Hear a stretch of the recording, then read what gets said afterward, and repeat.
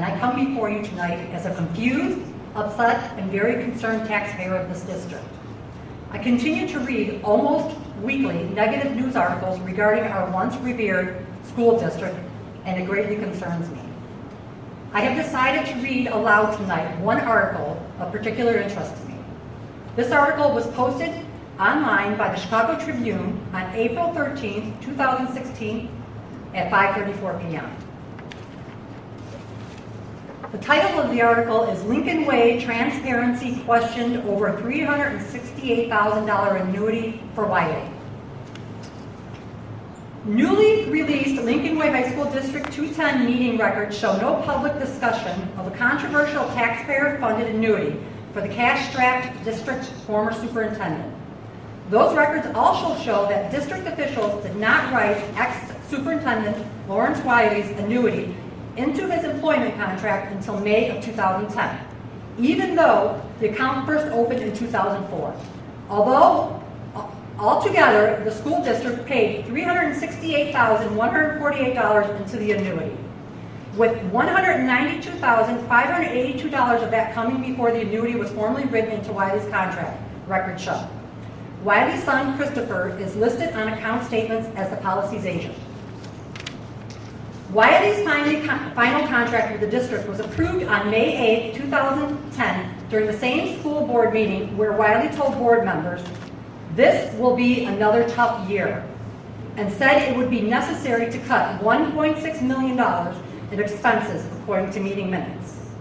Later in the meeting, the board approved Wiley's contract, including a promise that the board would pay $4,876.80 each month into a board-funded annuity of Wiley's choice under the contract until the contract's end in summer 2015. The district stopped paying when Wiley retired in 2013. Frankfurt resident Brian Murray said the lack of public discussion about Wiley's annuity during open meetings is certainly not full disclosure of what should have been told to the people in the district. How would the public know about this, Murray said. Lincoln Way Board President Dee Molinari issued a statement late Wednesday saying reference to the annuity was notated in the addendum to Wiley's contract and then inserted into his contract in 2010. Molinari added that the annuity was based on performance and retention during a time of transition within the district. Board members knew Wiley was in line for a pension when they approved the retirement annuity. Wiley currently collects the state's largest teacher's pension at $312,000 a year. Government experts contacted by the Daily Southtown panned the annuity and the process. Sarah Bruin, executive director of the Illinois Campaign for Political Reform, said it is troubling that the board voted to approve the contract with the annuity at the same meeting where it cut spending. Not even going into how it's wrong for there to be two retirement accounts for a public servant, there was no transparency as how it was set up inside. If I were a resident of that area, I'd be very upset. Ben Silver, community lawyer with the Citizen Advocacy Center in Elmhurst, said the district's process was definitely not transparent. Besides the annuity, Wiley's final contract also includes lifetime staff privileges regarding the fitness center, the field house, and the pool for Wiley and his wife Marilyn, as long as they remain district residents. To many in Lincoln Way, the Wiley's annuity is an example of financial mismanagement and excess by district officials. The district landed on the state's financial watch list in 2015, where it remains after years of deficit spending. In response, the school board officials are planning to close Lincoln Way North, which is less than a decade old, at the end of the academic year. Wiley's annuity came to light earlier this month after the Daily Southtown reported that the district paid $368,148 into the account. The school board voted on April 7, 2004 to approve Wiley's annuity as part of a broader vote on the 2004-2005 administration and support staff salaries, Vice President Christine Glatz previously said. The meeting minutes from that date do not mention the annuity. But, no, I'm going to have to skip over them here. Okay.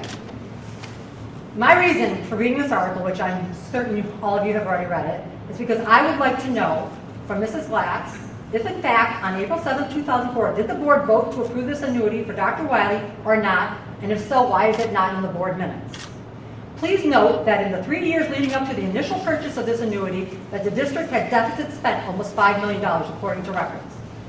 I would also like to know from Dr. Johnson, Mr. Posel, and again Mrs. Glatz, why they would vote in May of 2010 to approve a 5-year contract for Dr. Wiley to include this $4,876, whatever a month, to be deposited into an annuity for him on top of his already large salary, when in fact, at the same hearing meeting, Dr. Wiley spoke of it being another tough year and it would be necessary to cut $1.6 million. Please note that 2010 also marked the 5th year in a row of deficit spending for Lincoln Way totaling over $16 million during that time frame.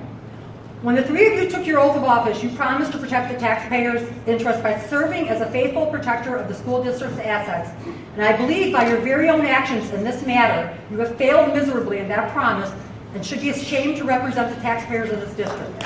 For this reason, I am respectfully asking for the immediate resignations of Mrs. Flats, Dr. Johnson, and Mr. Colsall.